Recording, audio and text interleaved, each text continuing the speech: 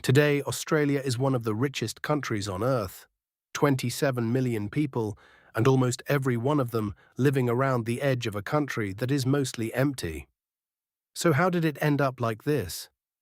It starts at a rock shelter in the Northern Territory called Madjedbebe. Archaeologists dug down through its floor and kept finding the things people left behind. Stone tools, ground ochre, fireplaces. The oldest layer is about 65,000 years old. That is 20,000 years older than the oldest human remains ever dated in Europe. The land was a different shape then. The sea was lower, and Australia, New Guinea and Tasmania were joined. People walked between them. Then the water came up, and it kept coming for thousands of years, and it took the low ground with it. Whole coastlines went under. The people on the high ground stayed where they were. And they were not isolated from one another. Ochre quarried in the south turns up 2,000 kilometers away. Shell from the northern coast has been found deep in the desert. There were routes across that country, and they were old. By the time a European ship first appeared on the horizon, there were somewhere around 250 separate languages being spoken here, and many times that number of dialects. This was never one people. It was hundreds of nations, each with its own country, its own law, and boundaries that everybody living there could name. And they worked the land. Fire was used deliberately, in cool patches, season by season, to open the country and bring the game back. The first Europeans who saw it described a landscape like an English park, and assumed it had happened by itself. More than 2,000 generations lived and died on this continent before anybody else arrived. For almost all of that time, nobody else knew the place was there. In 1606, a Dutch ship touched the northern coast. Over the next century, Dutch navigators charted most of the west and the south, called it New Holland, and then made the decision that shaped everything after it. They left. There was nothing on that coast the Dutch East India Company could sell. No spice, no port, no trade worth the voyage. So the best charted coastline in the Southern Ocean sat on European maps for 160 years with nobody behind it. In 1770, a British ship came up the other side, the east, the side the Dutch had never seen. It ran the length of the coast and claimed it, a strip. Nothing more than that. And then Britain lost America. For decades, it had been shipping its convicts across the Atlantic. In 1783, that door closed. The jails filled, and the government began housing prisoners in rotting ships moored on the Thames. It needed somewhere else to put them. In 1786, it chose the furthest place it had ever mapped. 11 ships left Portsmouth in May 1787, carrying about 1,400 people. They sailed for 8 months. And they were not all English. Most were tried in English courts and shipped from English jails. But there were Irish among them, and Welsh, and a single Scottish convict named John Ramsay. There were black Africans, West Indians, Americans. There were men who had been born in Madagascar, in Bengal, in Sweden and Norway and Portugal. The country that came out of it has been arguing about where it came from ever since. On the 26th of January 1788, they raised a flag over Sydney Cove. That date is the National Day. It is also marked each year as Invasion Day. Both of those have been true since the day it happened. The paperwork was a great deal more ambitious than the camp. Governor Phillip's commission claimed everything east of the 135th meridian. Almost half a country, claimed by a man who had seen one harbour. The camp nearly starved. The soil was poor, the stores ran down, and the Second Fleet arrived having lost a quarter of its convicts on the voyage. Then something started that nobody had planned for. The line began to move. In 1825, the island in the south became a colony of its own, Van Diemen's Land. The same year, the western boundary slid out to the 129th meridian. In 1829, Britain took the west as well. Not as a prison, as a free settlement. In 1836 came South Australia, drawn up on paper in London before anybody sailed, and founded on a promise that no convict would ever be landed there. And the enormous empty middle of the north was never its own colony at all. It sat inside New South Wales, and then in 1863 it was handed to South Australia, which now ran a strip of land from the Southern Ocean to the Timor Sea. In 1851, the Southern District broke away and became Victoria. And then, weeks later, in that same new colony, somebody found gold. Ships came from everywhere. Within 10 years, the population of the whole country had roughly tripled, and Victoria went from a district nobody in London could place to one of the richest places on earth. The government taxed those diggers through a license they had to buy, whether they found anything or not.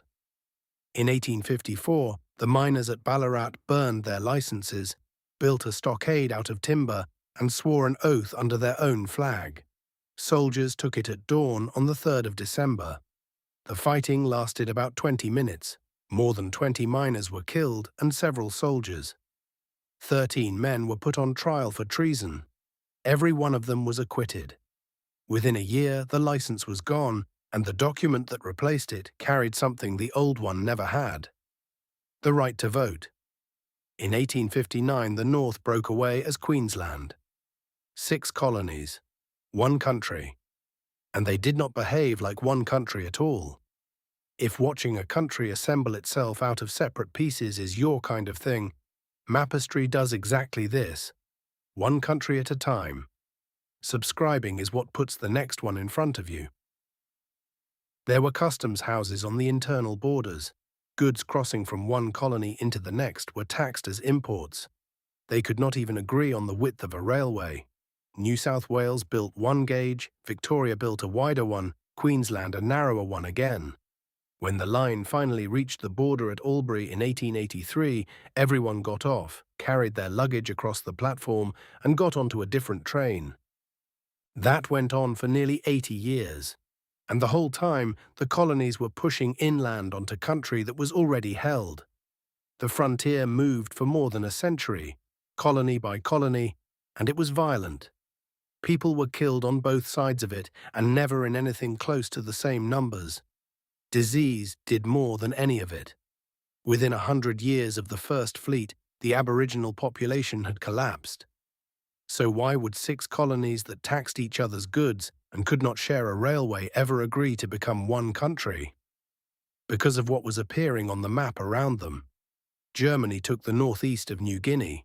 France was already established in New Caledonia. There were suddenly European powers sitting off a coastline that 6 small colonies were each defending on their own. In 1889, a New South Wales politician named Henry Parkes stood up at a dinner in a country town called Tenterfield and argued that the colonies should join together. And then comes the part that makes Australia genuinely unusual. They voted on it. The first referendums were held in 1898. 4 colonies voted yes. But New South Wales had written itself a rule requiring 80,000 yes votes, and it fell short. So the colonies amended the constitution and went back to the people.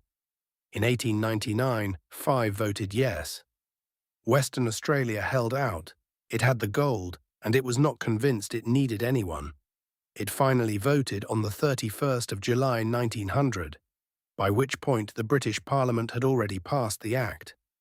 It voted yes by a large majority. On the 1st of January 1901, the 6 colonies became one country. Almost every country on the map was made by a war. This one was made by a vote. Though the vote did not include everybody, the people who had been here for 65,000 years were not asked, and the new constitution specifically excluded them from being counted in the census.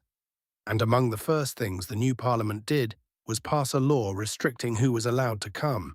It stayed on the books, in one form or another, for more than 70 years. There was another policy running alongside it.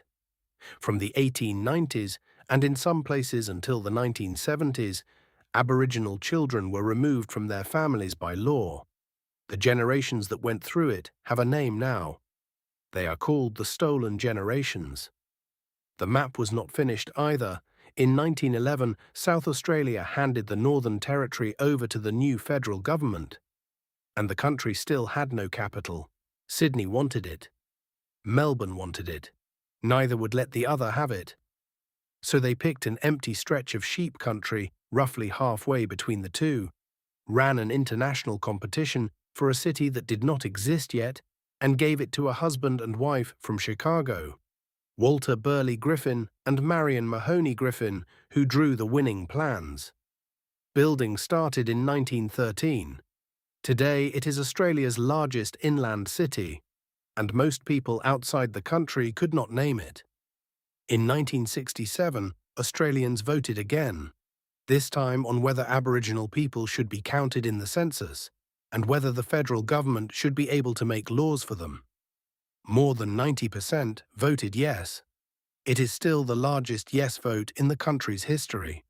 And in 1992, the highest court in the country was asked to rule on a question that went all the way back to the first flag on the beach. Britain had taken the country on the basis that it belonged to nobody. The court found that was wrong, and always had been. A man from Mer Island named Eddie Mabo had brought the case. He died 5 months before the judgment came down. In 2008, the Parliament apologised to the stolen generations. In the building the country had built for itself in the middle of nowhere, and there was one piece left over. For most of the 20th century, the British Parliament could still legislate for Australia, and Australian court cases could still be appealed to a court in London. That ended on the 3rd of March 1986, when the Australia Act came into force and cut the last legal ties. So there are 3 ages sitting on the same piece of ground. The place is at least 65,000 years old. The country is 125, and the independence is 40. Australia is one of the very few countries on Earth that argued its way into existence instead of fighting its way there. And it did it on ground people had been living on for longer than almost anywhere else on the planet. If this was your kind of story, subscribe and tell us in the comments which country should get the map next.